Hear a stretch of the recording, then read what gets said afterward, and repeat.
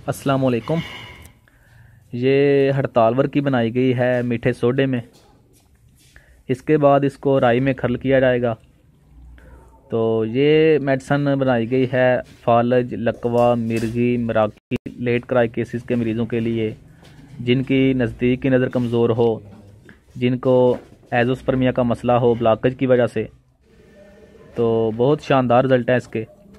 Late क्राइकेसिस जो मरीज़, जो बच्चे पैदा होते लेट रोते हैं, जिनको ऑक्सीजन की कमी की वजह से माजूरी हो जाती है या असाबी कमज़ोरी हो जाती है, तो उनके लिए इसके बहुत शानदार और कमाल के रिज़ल्ट हैं।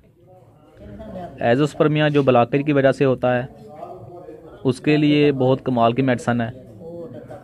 तो इसके साथ कुछ चीज़ें और ऐड की जाती हैं, जैसे कि बारहसिंगा।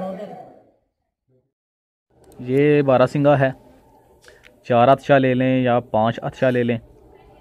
तो शहद में मिलाकर बारहसिंगा सुबह शाम दे सकते हैं, 2-2 चावल। और हड़ताल वाली जो गोली है वो मरीज़ के हिसाब से देनी है, 1 या 2 टाइम। तो चंद दिनों में इसके बहुत अच्छे रिज़ल्ट मिल जाते हैं। बनाएं और इस्तेमाल करें।